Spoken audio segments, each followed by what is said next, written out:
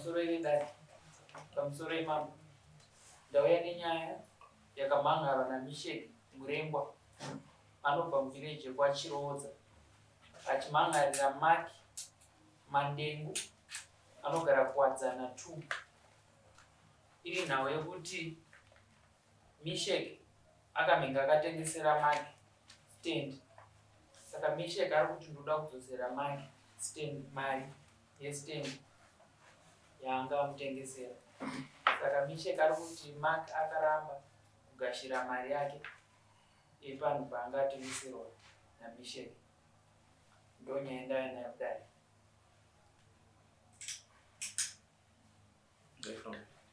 Chakumbirawo Mesheki murengwa simudza ruoko rwerudyi kutedzera zvandakutaura. Ini Mesheki Chiroodza. Ini Mesheki murengwa tedzera zvandakutaura. Ini Mesheki murengwa ndinopika pamberi pedare. Ndinopika pamberi pedare. Kuti zvose zvandichataura. Zvose zvandichataura. Ichokwadi pamberi paMwari namambo wangu. Ichokwadi pamberi paMwari namambo wangu. Isa ruoko kati. Ndoya kwauri Maki Mandengu. Simudza ruoko rwerudyi kutedzera zvandakutaura mumashure. Ini Maki Mandengu. Ini Maki Mandengu. Ndinopika pamberi pedare. Ndinopika pamberi pedare.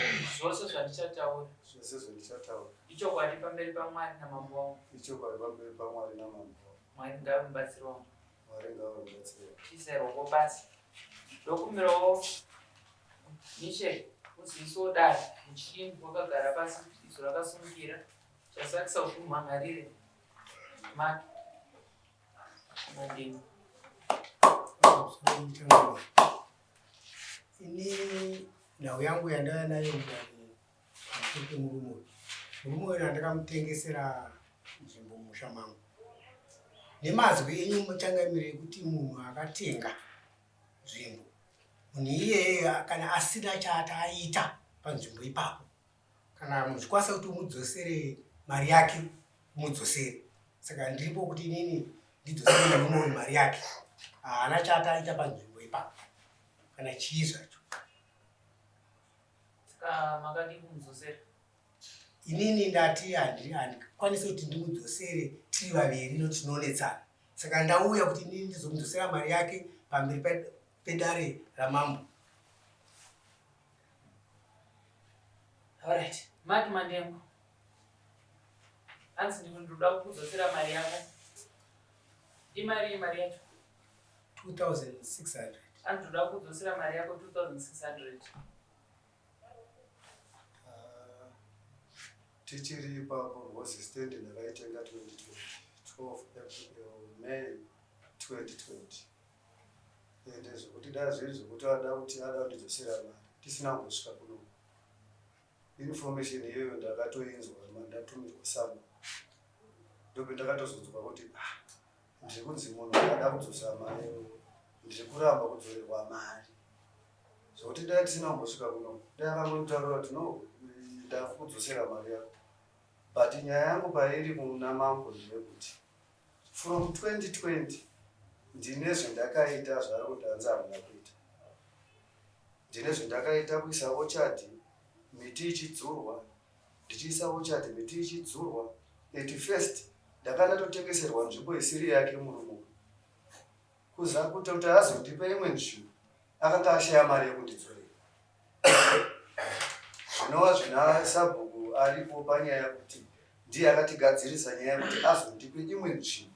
Akandotipa imwe nzvimbo, tatoona Sabhuku mukati atitengesera nzvimbo isiri yake. Saka zvokuti ngatiite nyaya iri mudare. Saka ine ndikuti 2.6 haiite kuti andidzosere 2.6 nechikonzero chekuti from 2020 mari iyeyo ndingadai ndakaita chimwe chinhu nayo. Saka iye ndikutonzwa kuti akatengesa stand mari iri pamusoro, ndo yaari kufunga kuti kana apuhwa neclient necustoma iyoyo ondidzosera yangu yobva asara neimwe mari. Saka muri kuona auya nhasi akuti ada kundidzosera mari 2025. So zvakaitika 6 years ago. Right. Vadari kana muine mvunza mungade inini ndichionawo hapana chakaipa kuti mudzoserwe mari yenyu. Zvokuti tsika yekutengeswa kwemastendi haitenderwi. Tsika yekutenga stendi haitenderwi. Kune vamwe vanhu vakatotengeserwa masitendi munhu wacho akatadza kuibhadhara vakatomura kuimuka dzoseko yenyu. Padhope taiti 31st pakanga anditengesera pasiri pake bhozi ndakanga ndandorima ipapo, ndakandorima mbambaira. After ndarima muridzi wepaya akazouya kuna sabhuku akati pane munhu arima munda mangu. Takatouya tiri kuda kudzoreserwa mari. Sabhuku aiwepo tikati tiri kuda mari, uye akati haana mari. Sabhuku Chirodzi vanhu vandiri vane zvamba panopaziva here pakamira sei chataurwa nemukomana zvechokwadi chekuti akatengeserwa pasiri pevanhu vamutengesera ivava vauya kuda mari yake kwauya memba yaiti ndini muridzi wenzvimbo ndobva ndati inini saka iwewe chidzorera mari yake sezvo watadza kudi kumupa nzvimbo. Akati handina mari ndogona kumupa imwe nzvimbo. Ndobva tamezha nzvimbo yanga yakatengeserwa uyu iyo kuti yakakura sei, vakawirirana mabhadhariro akabhadharwa. Ndo hataenda nemamezhaments iwayo kune imwe stendi yacho yakati anayo, ndo hatanesa mamezhaments acho iwayo. Ndo kwaakutiwo nhasi uyu ndakuda kumudzi umwe kwakapiwa kwamakanomezhanana nako kwanguri kwaani kwakemani iye. Saka chakaipa chii kuti yadzorere mari yako? Chakaipa pasina mambo. Nditaura naSabhuku Chirodzi. Ina handisi kuona zvako chakaipa kana uyo adairana nazvo aiwa anodzorerwa zvake mari yake.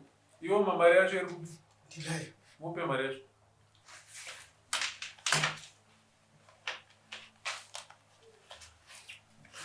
Kudarika patauya. Pamakatengeserana wakambouya kudai? Handizivi sandafika zvataya kudari ndora kutonga kuti pawakatengeserana wakambouya kudari here? Aiwa ndamboya kudari. Saka mupe mari yake. Ndoda kutibatisa nyaya dzisine waita musikanzwa wako wauda kuti dare richipindemo.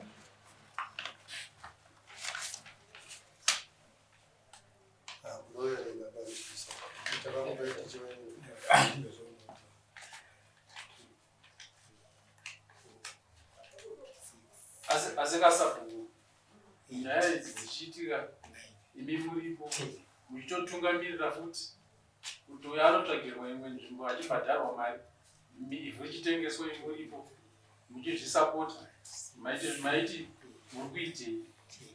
Ina handina kuzvisapota. Pavakatengeserana ndaandisipo ndakatozoudzwawo dzanyaya, saka ndandapa kungogadzirira nyaya dzacho. Ende ndatoti inini uyu apihwe mari yake pamisteki yekutanga, ndobva uyu atadza kupa uyu mari yake, ndobva zvasvika nhasi. Ende kusvika kwavaita nhasi kuno ndatozofonerwa neuyu wandinaye mumusha mwana wangu wokubereka haana kundiudza nyaya yakuiti handimazvona. Uyu ndiazondifonera kuti ndiuye kuno kudai, ndanditori kumba kwangu ndiita zvemombe dzangu. Saka mambogara nedhurura nenyu pasi here? Haana kumbondaswamuwanira muno. Muri panzapa mambogara nedhurura nenyu here pasi? Ndaswamubvunza ndikati ko imi muri pano mune nyaya iyi, ndadedzwa namako kaiti mutorwa ari kubva kwaHarare. Zvikandi ndinoda kuti ndimudzorere mari yesitendi iyi. Ndikati ari kubvuma here kudzorerwa? Zvikandi haa ndinoda kuti ndimudzorere pamberi pamambo. Ndabva ndangoshayiwa chekutaura ndikati sezvavakwira nyaya yacho kuna mambo zviri pamutemo regai vagadzirisa. Saka ndatoswera ndiri pano. Kuverekeranai mari tisimuke tifambe. Iwe Sabhuku Chirodzi uye nanomuripisa nomudeedza kudare kwako muripisa. Ndatenda ishe. Muripisa. Unoti mambo. Ndatenda mambo. Nekuti zvese zvaarikuita zvacho anofanira kuziva kuti mumusha mune mukuru arimo. Ichokwadi. Mudeedze kudare kwako muripisa, ndakupa ndini mvumo. Ichokwadi. Ndatenda mambo. Isu tuniziva kuti ibva handisi kubvumira. Ende izvozvo takatomira nazvo kubvira pakaiswa mutemo takamira tikati kana munhu akaenda kurwara kwete izvi zvakamiswa handina kutombodza kuti ane mari kana kuti asingatombozivi izvozvo zvofamba nemari muhomwe baba vake vasingazivi izvozvo ndozvamunomuripisira izvozvo zvapa muri kuti mucharipisana nemwana wenyu churudzii ayo iye atozvinzwa ndinotomuposa imona uye kudai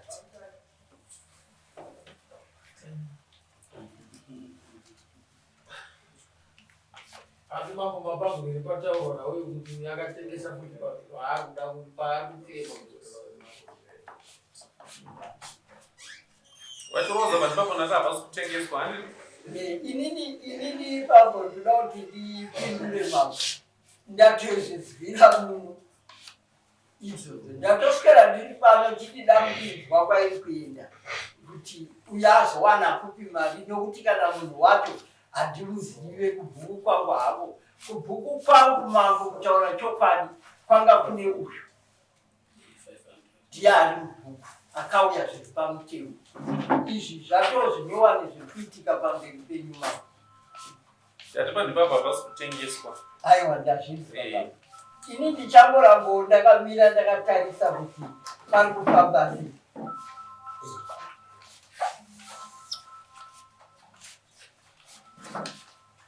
haana kubvira zvirimadzakweri kwakaumbomo zvisingaperi hanzi kwangu iye yari kurewadi haana kubuya haana kuboya zviri pamutemo aiwa uyu akangouyowo mazuva iwayo haana kuya neuyu futi akaya nemunhu akamutsvagire munzvimbo iyoyo achimuendesa kune uyu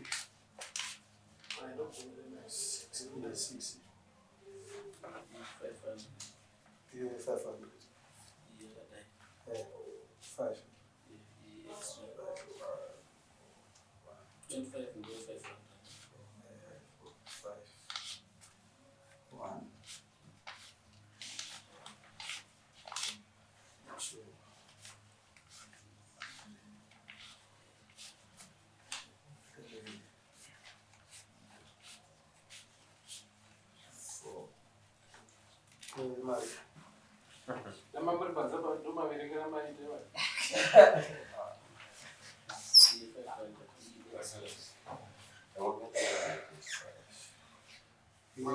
mandopedzera nguva vamotana ndikupai 1 minute pedze zvamukuite mubrevapo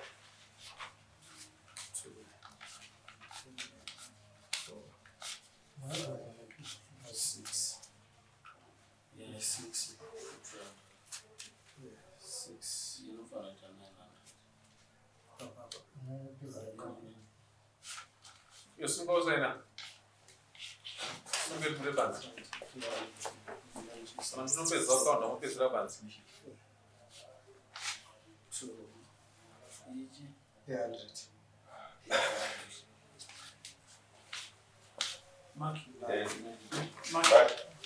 ende munosaina munopedzera kurengera mabasa